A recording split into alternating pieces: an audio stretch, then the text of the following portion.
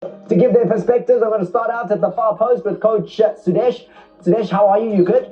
Good. You've been tracking a lot of things. I know you've been tracking a very interesting incident between Ademola Lookman and his coach. Now, I can't wait to see what you guys assess on that, but give me a little sample. What's it about? Yeah, it goes back, in the Champions League, Atlanta were playing and he was subbed in, I think, 74th or 5th minute. As he walked off, he exchanged words with the coach, and the coach sort of manhandled him. There was violence.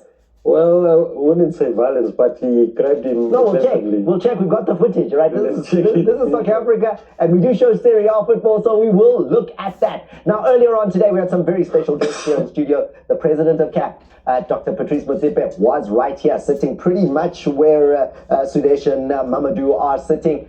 And then there was also Stanley Nwabali, the Nigerian Super Eagles coach. He was here. And we also had Solomon Kalu here. And that's when I thought that Mamadou, no doubt, there was parlez-vous français between Solomon Kalu, the legendary player, as we look at the arrival earlier on today, right here outside Studio 6 in Randburg, Johannesburg, of the CAF President in Dr. Patrice Motsepe. And I've got to tell you, I'm a car guy. That is a beautiful car in the background that he arrived in.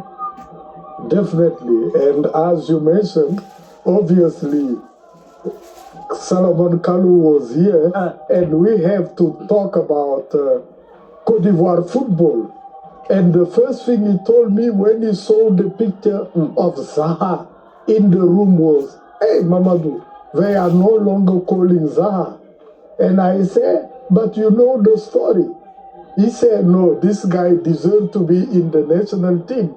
But because of a lot of politics, they are no longer calling him." So Wilfried Zaha, guys, you're telling me about this. I'm coming. I want everyone to be part of this call. I'm coming. The wise queen of African football. Lots happening in African women's football. Exciting. 100%. I'm very happy for Cape Verde and Malawi finally are going to taste the waters of WAFCON. They finally qualified for the Women's Africa Cup of Nations.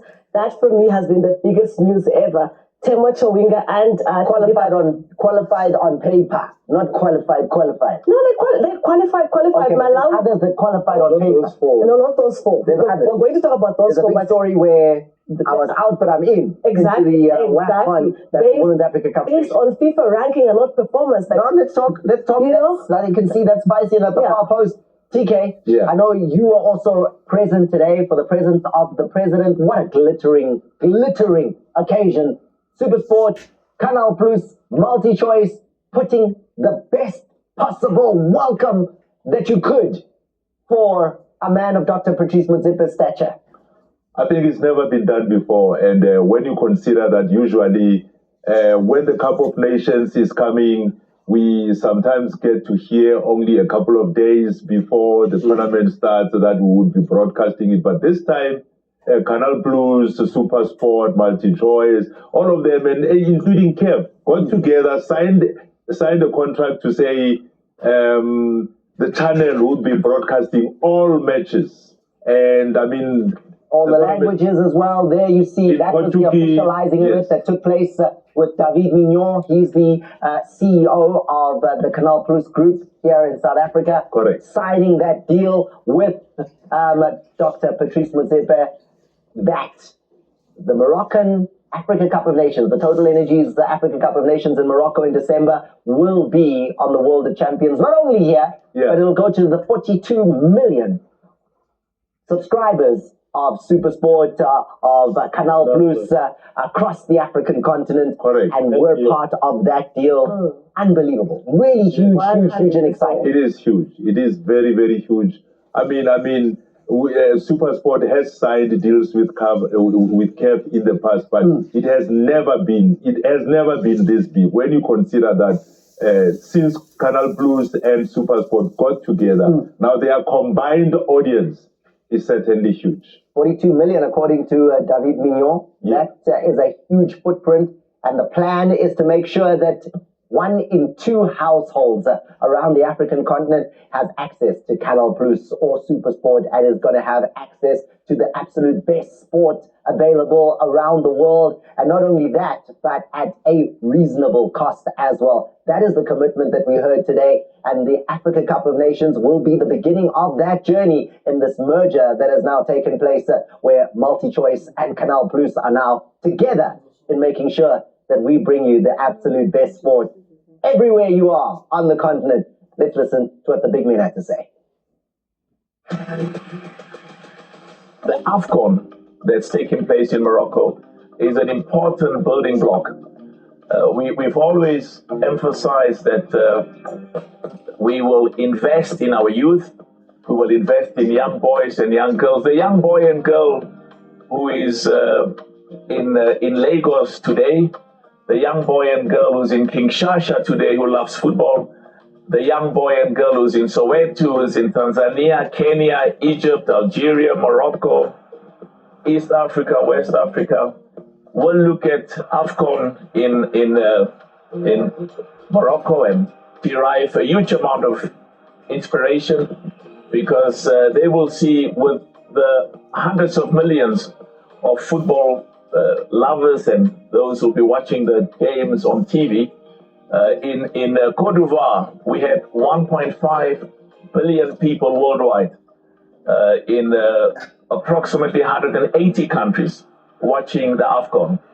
And we expect that this is going to be a celebration of the best quality football, not just in the African continent, but worldwide. This is a proud moment for Canal Plus Group. It is the extension of a great partnership between us and the custodians of African football, CAF. We know that football is loved by hundreds of millions in Africa.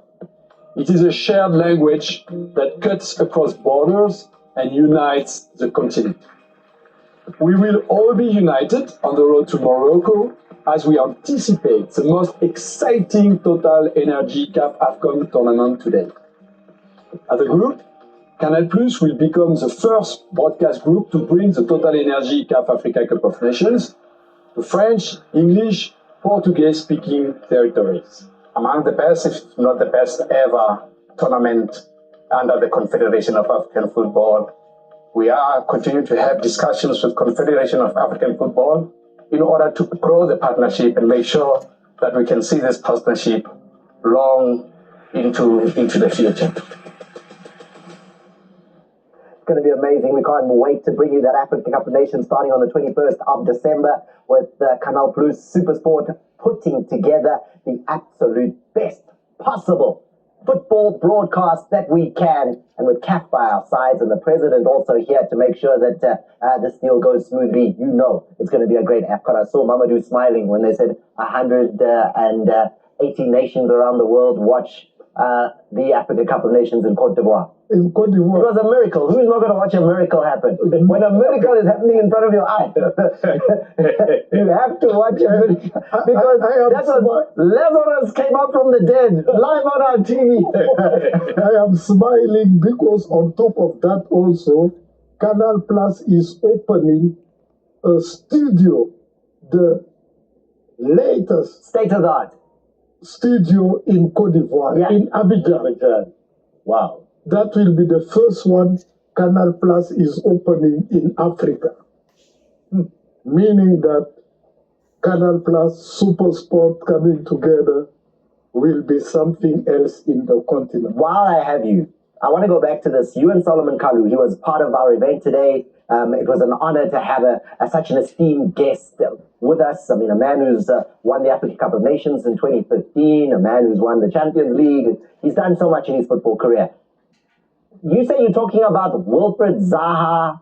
What for? Why are you even bringing that? Wilfried Zaha, 33 caps for Cote d'Ivoire, 5 goals, good player, yes, but why is he in your mouths? No, you see, the minute I entered in the room, the studio, there was pictures of some African top players, Sadio Mane.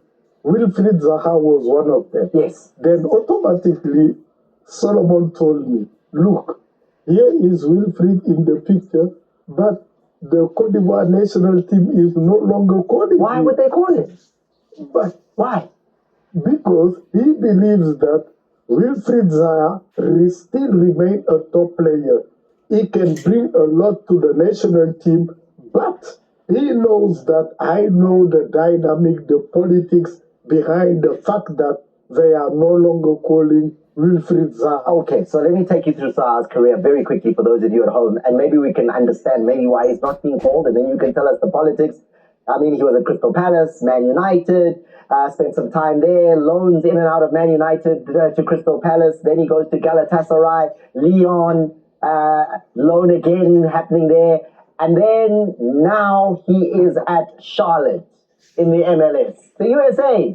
North Carolina. You can't be called, I mean, USA. You for Cote d'Ivoire, for the African champions. Yes, but USA, from USA, Messi won the World Cup. No, I've got nothing to say. That's a silence. What can I say?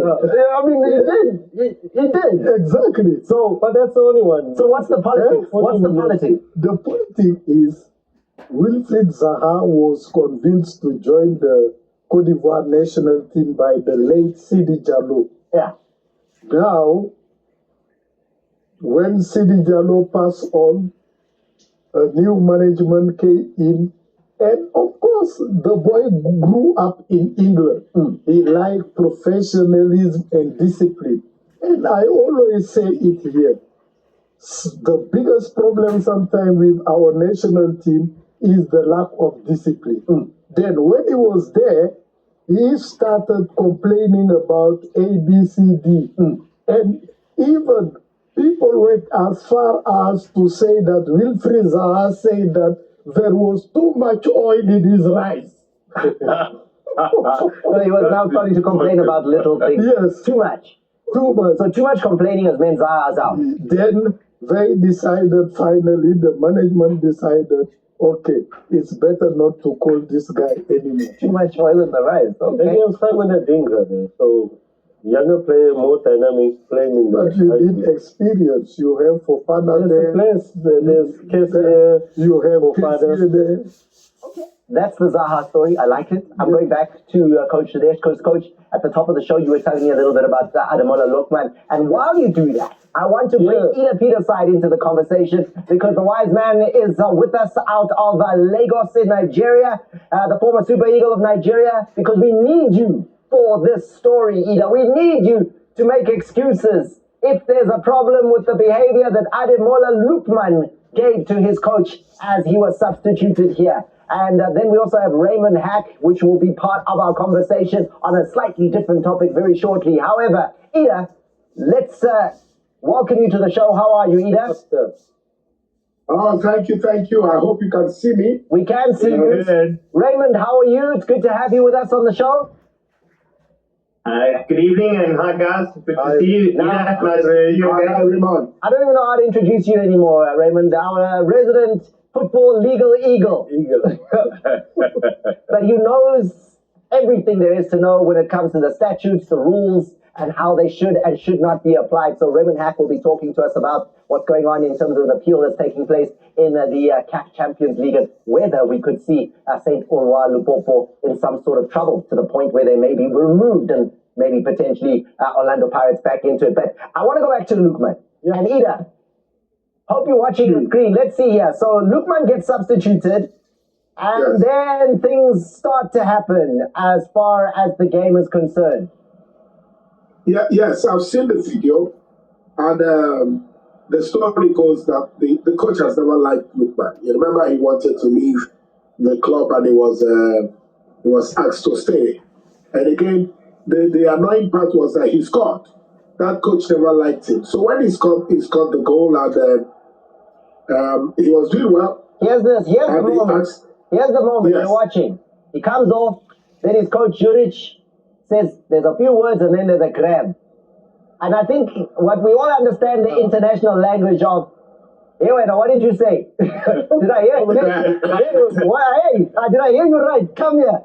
But Thomas, also the coach was out of order there. I mean, aggressively he went to the player. All Lookman did was give him a look to say, hey, we don't know. why are you taking... No, he didn't say anything. No, but look at it again. Look at it again. Look at the player, the coach. Lookman didn't say... The coach Lookman didn't say the what? player and Lookman didn't say what? He didn't say a Lookman word. didn't say what? Thomas, he didn't say a word. The news we got... To say, why are you taking me off? Come on. You can't... The news we got... You can't grab someone and not say anything. No, the news we got from here... I think he looked at him with the look. Lookman said something as he passed to the So you gave him a bad look, and then I grab you and I say, what are you looking at? Yes, his name is Look. Let's look again. Let's look at it. Let's look again. Watch him. Here we go. Be careful for the look. It's all calm, and then... You see? And then... You see? Yeah, he said something to the coach. And then... He just walked. He said something to the coach. Give a look. He just looked at the coach. No, he said something to the coach. No. His name is Lookman. And Alonso. It's not the look, he looked at him. He only looked. His name is Lookman. Just look at the look. Yeah, but it's not the look that he gave the coach. He said no, he just gave the coach. He gave the coach. I think sincerely he would have said something because the coach would have reacted. The truth is out. The problem here is the coach can't do that either, right? You can't handle the grabbing and so I mean, what's next, right? Exactly. Huh? And apparently after the game there was a bigger altercation because the coach went to confront him in a very aggressive manner. It doesn't help though, right? It doesn't help. Ademola had a very difficult preseason. You know, he wanted to leave the club. He went on strike. They wouldn't let him go. He had a deal at Inter Milan. They said no. Atalanta said no chance. He's had chances to go to England. It's just been a movie. And then now this. I mean, the frustration is just continuing and continuing and continuing. Yeah, no, I agree. When you sign a contract, you have to stick and respect your contract. He signed a contract. They said they gave but Mamadou, they kept breaking the promise. They kept breaking the promise because they were going to release him. Inter Milan wanted to meet the buyout clause, I think 45 million. And then they blocked it. So they kept on breaking the promises. Which promises? Everything is written down. Yes, but they agreed to release. Which agree? Is it written in the contract? Yes, they gave him the This is talking. Yeah, sure. Talking. No problem. We'll let you go. If the right deal comes along, we'll let you go. So the player will be frustrated. No, I told you from the beginning that this guy must behave. He's gonna mess up his career. And you can see, he's piling up. Well, not really. You're putting the blame on him for the coach grabbing him. Of course. No. He misbehaved. Where? I agree with Mamadou. No, this guy said something to the coach. Yeah, but you don't put your hand on I think the coach was out of order by too aggressively. Yes, I agree. But he also must respect the coach. He said something to the coach. It is clear. TK depends on what he behave this way to the national coach as well. But the other night, Vinny Jr. had the thing sent with... There was no grabbing. No grabbing. Yes. But he was also upset that he was subbed. I want to play. Yeah, but you are a player. What message are you giving to the youth who are watching you and who look up? No. That's where I disagree with you. Yeah. I am saying that I want a player who does not want to come off the field. I want a player who wants to stay, who wants to fight. Yes. Who hates the fact that a coach is saying, come off the field, because I still want to contribute. I can still score, coach. And when you call me, I should be annoyed. I don't want to walk off. Mama, put up your hand. Put up your hand in the air like this. I don't want to walk off the field and be like, I'm so happy to be going off. Yeah, no, shoot, the game is over. When you're a big player, you can be upset, but be respectful as well. The coach is your boss. You've got to respect your coach. You cannot disrespect your coach in front of millions of people who are watching. You might not want to get out, but you must respect. Why was he so upset? It could have been the field started before the game even started. Maybe he was playing upset, and then now he's been taken off. He has to take out his rage somewhere. Even though it looks like he didn't, I think he didn't say anything, but the court's reaction was uncalled for though. Yeah. What if he said thank you, coach? Wow. What if he said thank you? The problem here is the score is 0-0. I think if I'm Lookman, I can still make a difference. I can still get a winner in this game. And you're taking me off. Yeah, but the coach decides to take you off. Is he the only big player? He can turn the game around. He can take this kind of attitude to the Super Eagle. Yes, that's what I'm saying. Will be in trouble because if he thinks that no one can substitute him, exactly, I am worried for the Super Eagle. Because if he goes with this kind of attitude to the national coach, to the national team. Yes. No. We like it. We like it. If you say, coach, why do you substitute me? In Nigeria, we like it. Raymond wants to get in. Raymond, have you seen such in your esteemed administrative football career? I think everybody's missing the point. Really? The game is played by 11 players, not by one player. The bottom line is, irrespective of what he signed a contract, he has to adhere to the rules. The same way Thomas correctly says, you can't touch a player coming off. You can't be aggressive. You want to have a go at the player, do it in the change room. Don't do it in front of millions of people who are watching it. This is not the first time.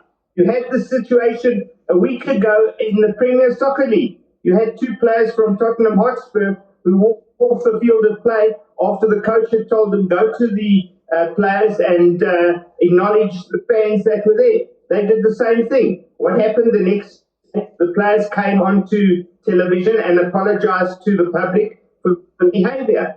Yes. Irrespective of what happened, the coach should apologize for his behavior.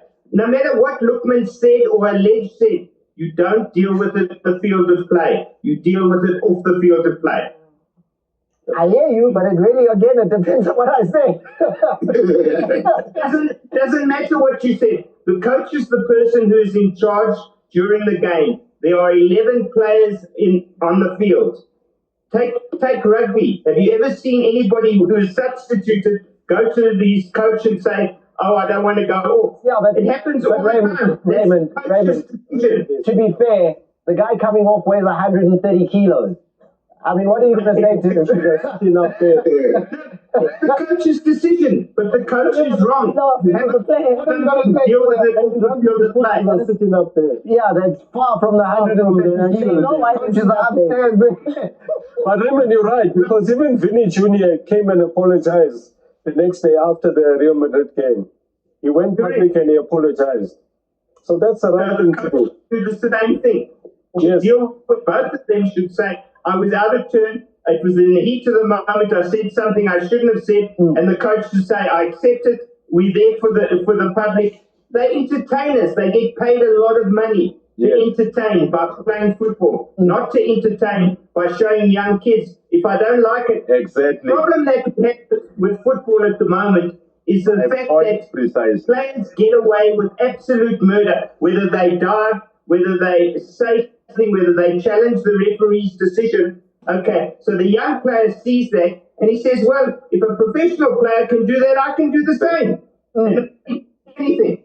It's like the other day, we were on Extra Time here on the World of Champions, the show that talks about the league in South Africa, the Betway Premiership, all the various competitions, Carling Knockout and the Nedbank Cup.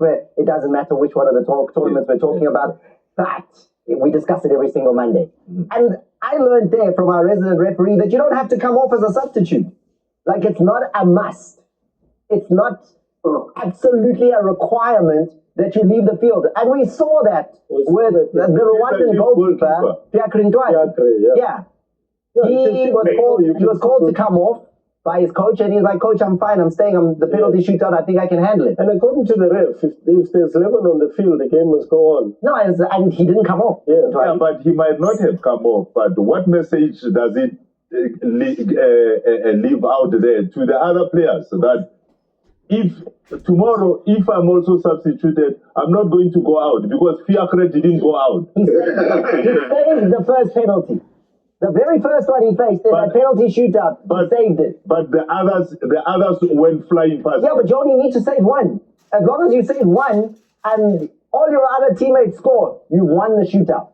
But Thomas, But No, he's but- right, because you send out the wrong message to the other players. Exactly. Next week I can say no, I don't want to come out because I feel I can carry on and do my job. You see, so You know, the main You undermine the authority of the Did you coach. know that you didn't have to come off the field though? No, I didn't. Like, if Honestly, your board is up and then the number is like, you must come out. so then you must respect the You game. don't have to. No, you have to. Not according to the rules. The referee was telling me that Yeah. the substitution is only legal and has taken place when the player gets off the field and the new player comes in the field. So as long as I stay and I say, no, everything's fine, the rep's going to eventually say, listen, we carry on. Because this is not Right, gonna I happen. hear you. But it's bringing a very wrong message out there that the authority of the coach will no longer be respected. disrespected. And that is Yes, wrong. yes. The Yes. authority of the It coach is a will new not- age, and we've got Ashley here for this, right? Because Ashley, in the new age, social media says I must stay. They like me. They say I'm the star. I'm playing on the field. I've got 180 million followers. I'm here. You see now, They it means put that rule for a reason. So if Barbara Bala doesn't want to go out, she stay in. no. But you see, if the coach feels that I've got my jersey number 10 on the bench, and I believe in the last 15 minutes, if I bring him on, he can change the game. But what if And the then player and then also the thinks player I can I want to still do substitute something? refuses to go out, and we end up losing the game. Is management going to blame me? Or are they going to blame the player who? Because I had a plan. What if the player also has a plan and they talked around No, the but team on the pitch? after 70 minutes. The captain and the No, There are 11 players on the field. It's not one They player. also talk amongst themselves. The players Undermine the talk. leadership of the He coach. failed to implement that plan in 70 minutes. So, as a coach, I want to put him out. There's also the other issue of who's coming in. You look and you say, I know why. coach. This person. For me, I never. Let me tell you, Dominic, master how plan many times have you come seen a from the situation? coach. The coach is the leader. The coach Yes. is the head. Not And in disrespect to order the for any football team to achieve victory, you have to unite with the coach. Yes. Disunity with a coach means you're going to fail. If every player start doing his own thing, you're going to lose the game. Yeah, no leadership. You have to follow the instruction of the coach. But the Even bottom if he's line Yeah. is, can we unify as Africans here? Can we Yeah. unify for a second as Africans? The main problem was Coach Jurich. Can we agree? Yes. His approach. He was the problem there. His His approach He to was- the Grabbing. He was the Yeah, leader. Grabbing He anybody. needed That's to- the main problem. No, his approach to the problem. The main was problem is grabbing a player. no. There was two problems. The behavior of the player Yes. and the behavior The main And the leader We of have- the main main- was the player. The leader Look at had the a coach, choice the to way he behave was angry. in a It better means- way. It means Because what the it- player said was terrible. And it did. Terrible. He looked at him. We're going to a break.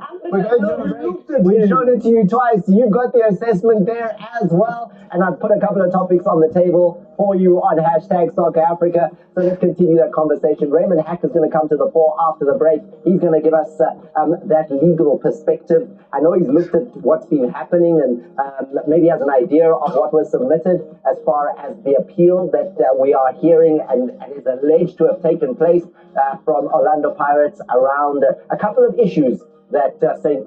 Elwa Lupopo are deemed to have had, and whether those could impact whether they remain in the Champions League or not. Stay with us as we try to unpack that for you after this. FIFA and CAF disciplinary committees. So, Raymond, I think I've given a quick sense of your experience, and that has been over decades and decades of time.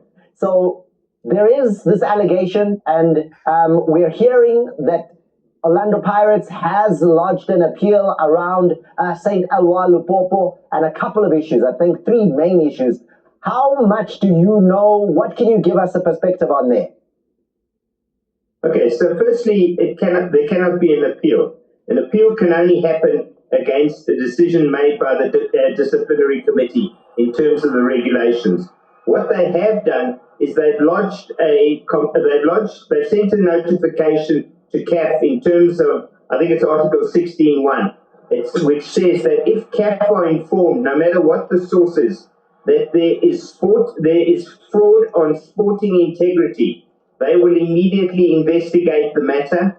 And if it is found that there is a contravention of sporting integrity, then they can either throw the team who is being considered a sporting integrity out, and the other team will come in if that's during the preliminary rounds, and that team that is kicked out will be banned from CAF competitions for 3 years. So the allegation is that there was impropriety within the team list relating to certain players, relating to the officials. So Orlando Pirates sent a letter to CAF advising them of this, and CAF are now, or should be now, investigating this matter. This is not a protest, because a protest can only happen on the field of play when both captains are aware of it and the referees are aware of it. Similarly, it's not an appeal, because you can only appeal against the decision of the disciplinary. So what will happen now is CAF will investigate.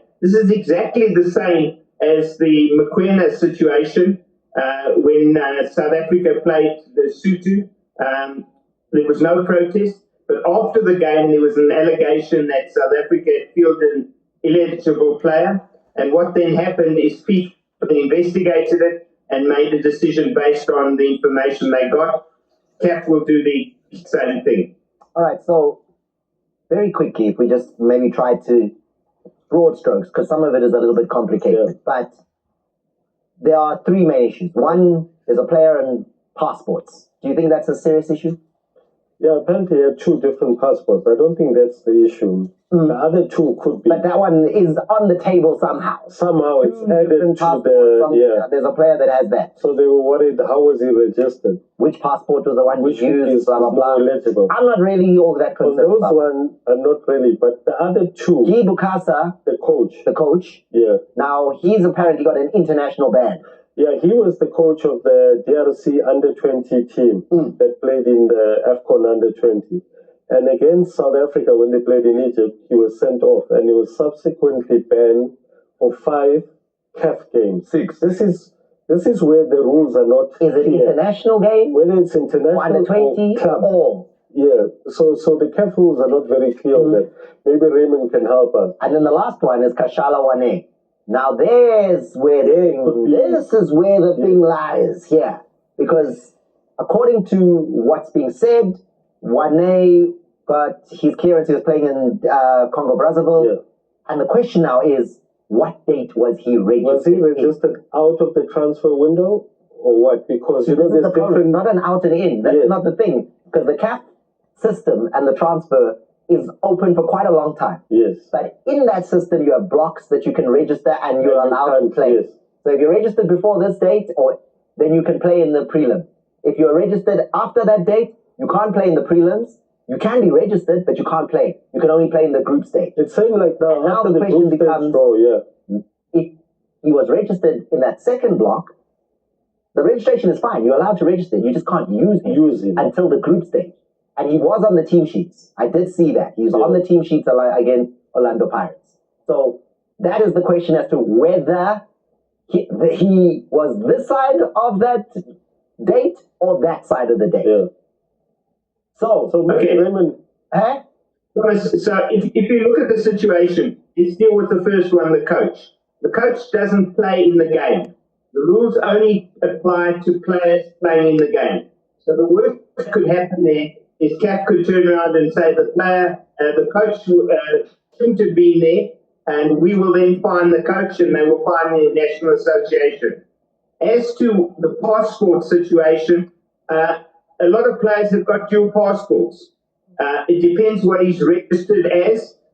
It may be an error as far as the administration is concerned. The third aspect is the one that they will have to look very carefully. Was the player registered correctly or incorrectly? If he was registered correctly, then he was ineligible to play, and it's exactly the same as Mapupa, because you are ineligible. And has there been an infringement of sporting integrity? They will then say, yes, there has. And if they find the disciplinary committee find that the player was improperly registered, they can only come up with one decision, and that decision should be that the club is kicked out of the tournament and the other club comes in. But that's something that only the disciplinary committee can determine, because whatever CAF administration find out, they have to forward it to the disciplinary committee. Only the disciplinary committee can sanction or can investigate and determine the outcome of this complaint. Thank you, Raymond Hack, for your time. And I like that one reason, because it's the simplest one, right? It's a date. You're either this side or that side of the date. It doesn't need interpretation. We can check, job or not okay. Yeah, absolutely. I think it is quite clear that there is a certain window period where you can register a player to play in the prelims. In the prelims. Or if you've missed that, he can only then play. You can register him. You can register. He can't play during the he can play in the second stage or the group stage of the competition. And if Lupopo has been able to register this player but have missed the deadline, and they played him still during that period, then they have certainly transgressed the rules. But it is up to the CAF disciplinary committee. The interesting part there is that information was leaked by the TP Mazembe fan. How would you know that? Yes, because I saw, I am in the many WhatsApp groups. So TP Mazembe, someone from there, a fan or whatever. Exactly. They leaked that, hey, check this. Why? No, because the bitter rivalry between Sekelwa Lupopo and TP Mazembe in Lubumbashi, they are bitter rivals. And TP Mazembe is not here this season. Yes. They have Champions League. And for them, they rather see Sekelwa Lupopo sitting at home like that. Now, Ray, if I may ask here, assuming Lupopo are found guilty, let's assume they are found guilty, will Orlando Pirates be reinstated, or the team that was eliminated by Pirates in the previous round will also be called in, and Orlando Pirates also called in, and they play off for that? That one we don't know. Or what's going to happen if? Firstly, just to correct Mamadou, CAF rules are very clear. It says if CAF is informed, no matter what the source is, so it could be an anonymous source, it could be TP Mazembe, it could be anyone. They have to investigate it. If the disciplinary committee finds that there was an infringement, the game where the infringement occurred was in the Orlando Pirates game. That is the only one before CAF at the moment. So the team would be excluded from the competition, and Orlando Pirates. All right, so there you go. Mr. Hack, thank you very much for your time. Thank you, Raymond. And we'll wait and see what does come. Hopefully, CAF will come with a very quick conclusion to this, because we did the draw right here, and we had the honor of doing that here on the World of Champions, being the home for CAF for the hosting of the group stage draw for the Champions League, as well as the CAF Confederation Cup. It took place right here on this studio floor, and we had some great legends as well in studio for that one. I was very lucky enough to be part of that production. But there is the group. There is what it looks like as far as the Champions League draw is concerned for the Total Energies CAF Champions League. And those groups are fascinating. The return of Mukoko Very interesting. against Mamelodi Sundowns. And Rulani. Rulani against Sundowns. Then their former coach, who is now coaching at MC Alger, in Rulani Mokoena. Then St. Alwa Lupopo are at the bottom of that group as the team that came out of the fourth pot. They are in the competition, in the draw as it stands, with what Raymond Hack was explaining, this appeal that is also taking place in the background. The rest of the groups are also, what stands out for you? Group B, Group of Death. B? Yep. Now you've got, you know what's very interesting there in Group B? Now it's Asfar and JSK. Because we know the rivalry between Algeria and Morocco. Yeah. I mean, that's not a football rivalry, it's a political rivalry. Yeah. It's a rivalry that is very, very, very, very deep. And now you've got a team, JSK from Algeria. They have to play against a team from Morocco in Asfar. It's going to be spicy. Very, very spicy. And I'm sure Ashley is smiling Power Dynamos back on the big I'm scene. excited for Power Pastor Dynamos. is happy. Rivers United are there. You know why I'm very excited? Because Power Dynamos is going to play Pyramids. Pyramids has been very unlucky with Zambian teams. They lost to Zanaco, they've lost to Napsa Stars as well. So it'll be very interesting to see how Power Dynamos takes them on when they play against them. For me, I think it is great to see a Nigerian team in the group stage, Rivers United. I think, when was the last time we saw a Nigerian team in the group stage? We've got Kaiser Chiefs in Group D, Al Masri, so you've got the two Egyptian sides there. And I've been, listening a little bit on the ground about Zamalek, right? And they're they were the team in Part A, but I'm hearing that financially, and they find the money isn't great situation at Zamalek right now. They're not the contenders in Egyptian football that they used to be, and there's a real chance in that group that it's very, very open. Definitely, and it's great to have Chiefs back there. They need to be in African football. Once again, another Zambian team, Zesco, is that. So that's a very tight group. The two Egyptian teams, straightforward. Mamadou would be smiling. Group A is San Pedro. It's making a return after many years in African football. I need a special mention for Nairobi United, though. Yes. They took out Etoile du Sahel. Right? They took out a giant of Tunisia in the prelims. And look at that. Nairobi FC are there. Yeah, that shows you the growth of African football, the improvement. Now, you cannot undermine any team, any club. And it's going to be tough, even in the Champions League. Those seeded team, you might be surprised that none of them will make it to the final. No. We don't like those. We like when you predict that none of them, not just a surprise. To show you that every team, you're talking of even Zamalek, they might have all kind of difficulties, but when it comes to football on the pitch, they don't joke with it. Have competitions, they don't joke. So, pedigree, right? For you, looking at the Total Energies CAF Champions League draw there, you don't have a favorite? You don't see there and you look at that and you think, you know what, as I look at that, I think the team most likely to go the distance, to lift the trophy is who's that team? Champions League. In the Champions League. Yeah, the old favorites, But who is that? Al Ali, Sundowns are in with a shout. When the dust settles, looking at what you've seen, you've been tracking the game, you know what's going on, who will be who will come out on top there? Al Ali. For you? Berkan. Really? Of course. The current champions of the Confederation Cup. They dominated the Confederation Cup for many years. Now they are in the Champions League. Watch out. Watch out. I visited Berkan. They are just as serious as the Moroccan football generally is. I was surprised when I visited Berkan. They have an academy. In the academy, they have from primary school to university. It's the only academy I've seen in the world that have a university. Then they take football serious. They are going to beef up their team, and don't be surprised if Berkan lifts this trophy. That's the club of the Moroccan president. Exactly. That is his hometown. Interesting. Favorite? Obviously, Power Dynamos.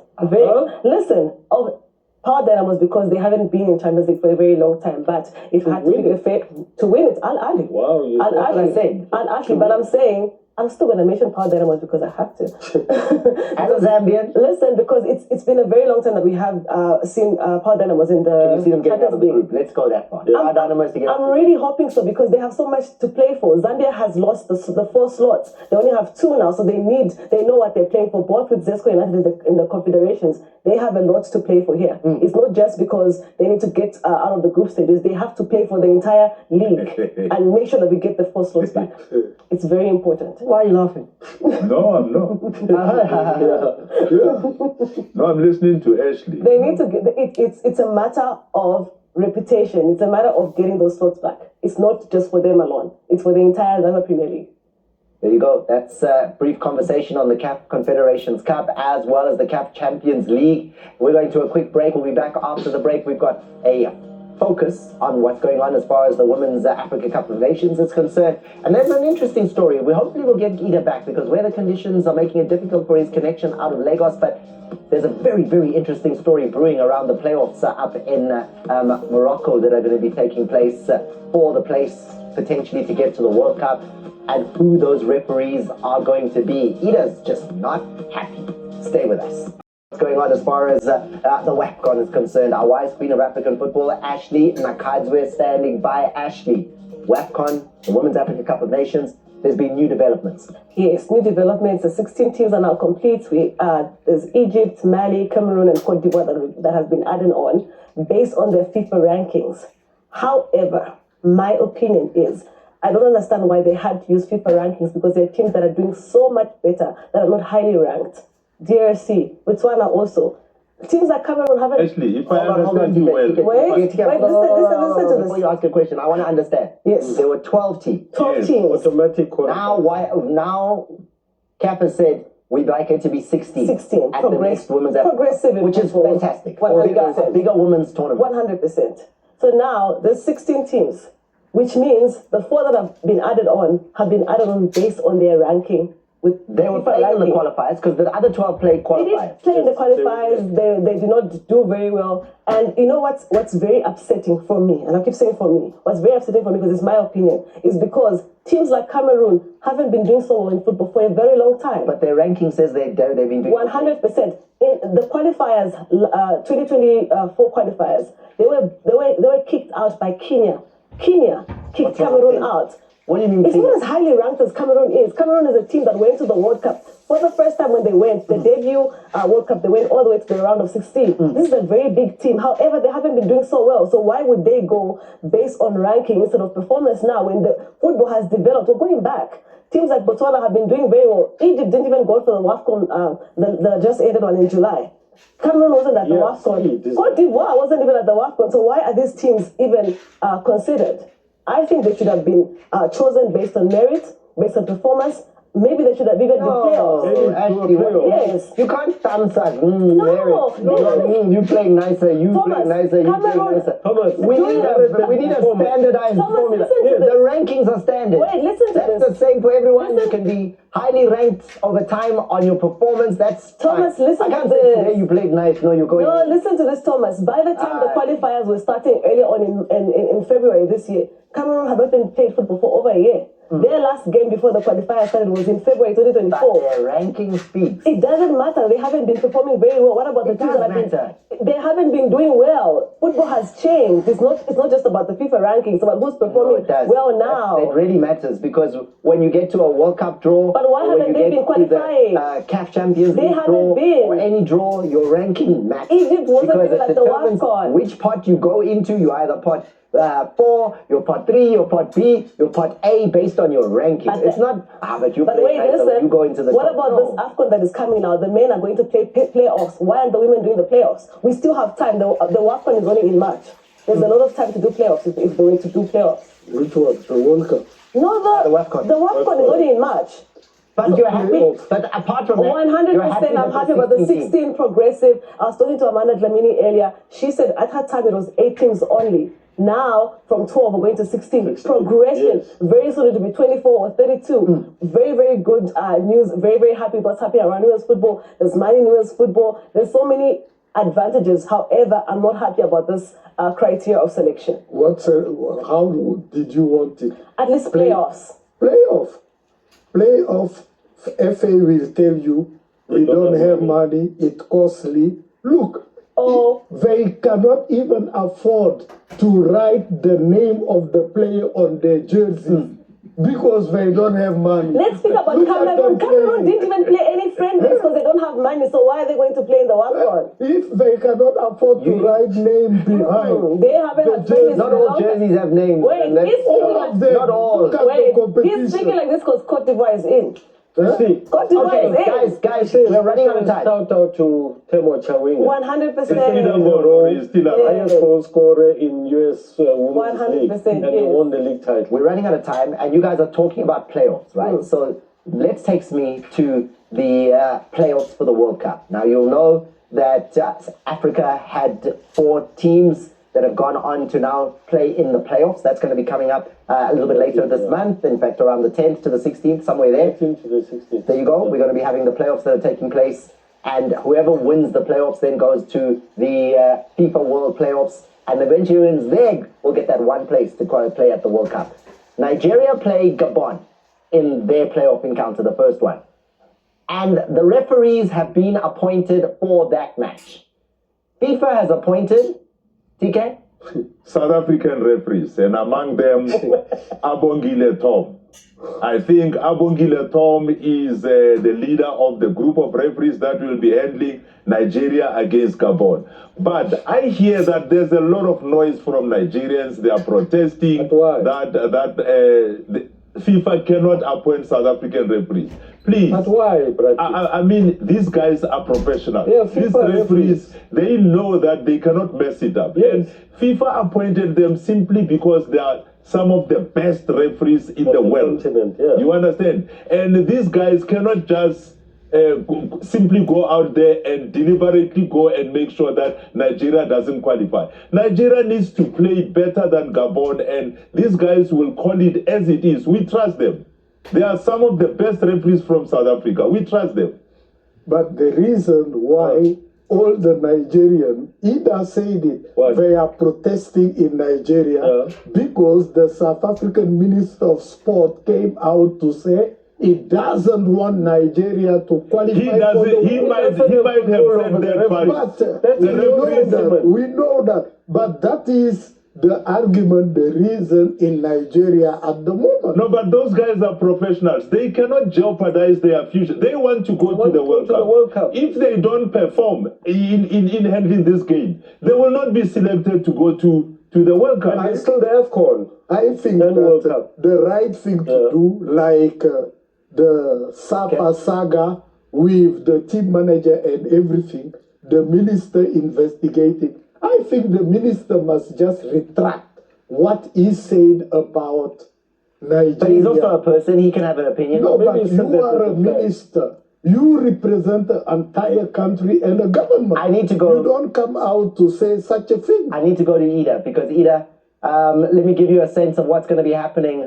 FIFA appointing the referees for that encounter. It falls under FIFA's auspices. So before anyone says, hey, CAF this, it's FIFA that appoints the referees. It is a FIFA qualifier for the World Cup. Referee Abongile Tom, he's going to be in the middle. Then from South Africa, we've got Zakele Suwele, one of the top assistant referees in the game. He will be one of the assistant referees. And Akona Makalima, another top South African referee, she will be part of those involved in the VAR duties. Why, when such a fantastically qualified panel of referees has been put together, are we hearing complaints out of Nigeria? Too many things. Now, listen. The Minister of Sports said it's his prayer that Nigeria should not qualify. Then you bring a South African referee that is under the Minister of Sports. No, it's not. No, please, we are very sentimental about this thing. It's a serious business. You cannot have referees from a country where the whole nation says it is their desire that Nigeria should not qualify. What do you expect? Nigeria must prove against Gabon in the field that they are better and they deserve to qualify to the World Cup. Forget what the South African minister said. Nigeria must Lookman must look in the field and make sure that, you know, he scores the goals as well as Osimhen. They score the goals and they beat Gabon. I mean, Ida, there's no doubt about the quality of referee Abongile Tom. I'm looking at some of his stats here. Hundreds of games in the Betway Premiership. He's got, 11 games in the Champions League. He's got AFCON qualifiers, a Confederations Cup, World Cup qualifiers, all of that under his belt. He's also been at the AFCON, at the Africa Cup of Nations. He's refereed games there. FIFA have looked and said, we want the best for this game between Gabon and Nigeria, and the best happens to be a refereeing panel out of South Africa. Listen, in the groups that I've belonged, I've said the same thing. And but they've been able to let me understand that we're talking about football that goes with sentiments and feelings. What is the idea? What is the overall idea of the South African government? Now you go The into spokesperson, the minister who is the representative of sports in the country has said, I am praying in English, I'm praying as a Muslim, I'm praying as a Hindu that Nigeria should not qualify. Then you bring a child of the prophet of a Hindu priest. He doesn't control the referees. I'm done with the show, guys. Thank you very much, Ida. Ida, I hear your grievance. The referees. I hear your grievance, Ida. I hear your grievance. I don't know if FIFA are going to make anything different as far as that is concerned. But we can assure you, as the wise men here in South Africa, that these are top referees. Yep. Absolutely Very top credible. referees. Nothing to worry about. Decisions will be right. That's what we can assure you from what Just we tell know. Osimhen to do the job. Do the job. Like how he scored a hat-trick the other night. Do it again. Now you guys are robbing my back for me to calm down. And when I don't qualify, you'll be the first to laugh at Quality me. players, do the job. You will Don't qualify. start making excuses, Ida. You will qualify. Just go there. And Pastor, by the way, Obama Yang is like a back. house rat that blows the breeze on the legs and eats the leg. Obama Yang That's is how you back. guys. Yeah, Peter Sai, thank you very much. Wise man out of Nigeria. But we tried to rub your back. I can't help you. TK, Ashley, Sidesh, and Mamadou. And then Before we go, the CAF Women's Champions League is on this weekend. We get to see the women play it, and let's see who takes it off from TP Mazembe. Will they retain it, or will somebody else take it? And very lastly, apologies, because I said we were going to show you our trophies and give us the coach, the wise man. Next week, I guarantee it, I promise. They're on sync. This has been South Africa. Good night.